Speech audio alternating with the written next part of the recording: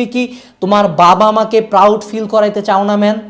তুমি কি চাও না যে তোমার আশপাশের মানুষজন, তোমার পাড়াপড়শি, তোমার পাশের বাসার আন্টি, তোমাকে যারা অপমান করছে তাদের কথাটা জবাব দিতে, তাদেরকে নিজের সম্বন্ধে একটা ভালো কিছু জানাইতে, যে না আমি এই জায়গায় পড়ি, আমি এই জায়গায় চান্স পাইছি? তুমি কি চাও না যে তারা তোমাকে একটু রেসপেক্টে দেখুক? তোমার ছোট বড় ভাই বোন চাও না যে তারা তোমাকে রেসপেক্টের চোখে দেখুক?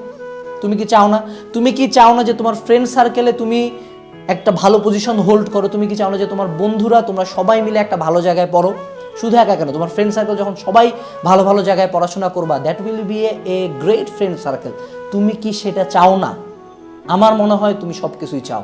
এবং তুমি কি চাও না যে ভালো একটা ফিউচার কাজ ভার্সিটি তোমার ফিউচারে একটা রোল প্লে করবে? একান্ত তুমি ভার্সিটি উড়াই দিতে পারবা না। You need a great varsity to reach a certain level. হ্যাঁ, যে কোনো জায়গা থেকে রিচ করা যায়, বাট আমি একটা ভালো জায়গা থেকে স্টার্ট করলে অবশ্যই আমার ফিনিশিংটাও ভালো হবে। তুমি কি সেটা চাও না? তো তোমার এই অ্যাডমিশন সিজনে 3 মাস বা 4 মাস আল্লাহ তোমাকে দেয় বাংলাদেশের মতো একটা জায়গায় নিজের পরিচয়টা চেঞ্জ করার জন্য, নিজের পাসটা পরিবর্তন করার জন্য। এই সুযোগ লাইফে হাতে গোনা কয়েকবার আসে, এবং সবচেয়ে বড় সুযোগ হলো এইটা। এই পরিচয়টা তোমাকে লাইফে সারা জীবন বহন করতে হবে। So use this time. 3 থেকে 4 মাস man, just only 3 months to 4 months, just 120 দিন বা 90 দিন, জাস্ট 90 দিন তুমি যদি পড়াশোনা করো, তুমি যদি পরিশ্রম করো, তুমি যদি সর্বোচ্চ এফোর্টটা নিজের দাও, তুমি এত কিছু চেঞ্জ করতে পারতেছো। What stopping you? তোমাকে থামাচ্ছে কে? তোমাকে থামানোর কেউ নাই, তুমি একা। এখানে তোমার সাথে উপরে আল্লাহ, নিচে তুমি, আর কেউ নাই। Just start the game man, give it your all. তোমাকে কেউ থামাইতে পারবে না। জাস্ট এইটা ইনশিওর করো যে অ্যাডমিশন টাইমে তোমার যতটুকু পড়ার কথা তুমি তার সর্বোচ্চটা পড়তেছো। তুমি তোমার 100% জানো না, তোমার 100% তোমার কল্পনার বাইরেও শক্তিশালী। You are stronger than you think, you are more talented than you think, you deserve more. তুমি পারবা, ডোন্ট গিভ আপ। জার্নিটা খুব টাফ হবে, এই 3 মাস খুব টাফ, কিন্তু দেখতে দেখতেই চলে যাবে। সো 3 মাস পরে যদি কোনোদিন নিজেকে আয়নায় দেখো, 2টা অবস্থা হইতে পারে। 1, তুমি তোমার অবস্থানে স্যাটিসফাইড হবা, 2, খুবই ডিসস্যাটিসফাইড হবা।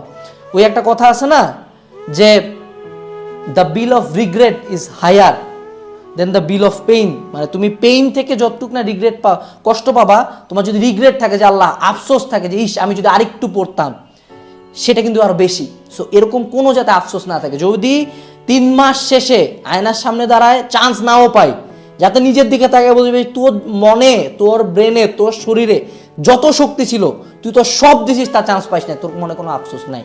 তখন কিন্তু কখনো খারাপ লাগবে না, তখন কিন্তু সুইসাইডাল থিঙ্কিং আসবে না। বাট যদি তুমি তোমার সর্বোচ্চটা না দাও, এই গিল্টটা মনের মধ্যে আজীবন থাকবে। Don't be guilty, don't be guilty. Guilt খুবই খারাপ একটা অনুভূতি, আমি চাই না তোমরা কেউ এটা পাও। সো যারা আমার চ্যানেলে আসো, যারা আমার ভিডিও দেখতেছো, give it your all man, give it the best shot of your life. তোমার লাইফের সর্বোচ্চ পরিশ্রমটা 3 মাস দাও, সর্বোচ্চ পরিশ্রমটা 4 মাস দাও। ইনশাআল্লাহ মহান আল্লাহ তাআলা যদি চান, তোমার যেই ধর্মাবলম্বী হোক না কেন, তোমার সৃষ্টিকর্তা যদি চায় এবং তোমার এফোর্ট 100% থাকে, তুমি সফল হবাই হবাই। ইতিহাস বলে কোনোদিন কোনো পরিশ্রমী চান্স মিস যায় নাই। So give it your all man. এইটুকুই ছিল বার্তাটা। তোমরা অনেকে হাল ছাড়ে দিছো, তোমরা অনেকে আমাকে মেসেজ করো যে ভাইয়া পারতেছি না, এই সমস্যা ওই সমস্যা, এইটা পড়তে পারতেছি না, ওইটা পড়তে পারতেছি না। তোমাদের মেজরিটির প্রবলেমের সলিউশন একটাই, ভাই পড়, বোন পড়, আরো পড়। এইটুকু পড়া দিয়ে হবে না, আরো পড়। 3 ঘন্টা পড়ছিস কেন? 10 ঘন্টা পড়। 10 ঘন্টা পড়ছিস কেন? 14 ঘন্টা পড়। তুই পড়, তোর আর কোনো সলিউশন নাই। ফোন টোন ফেলায় দে, যত বাকি কাম কাজ 3 মাসে সব বাদ, শুধু পড়বো। 3 মাস পরে ঘর থেকে বেরোবো, পুরা গেম চেঞ্জ করে দিব। এইটুকুই ছিল আজকের ভিডিওতে। আমার মনে হয় আর কিচ্ছু বলার দরকার নাই। This is the last chance, give it your best.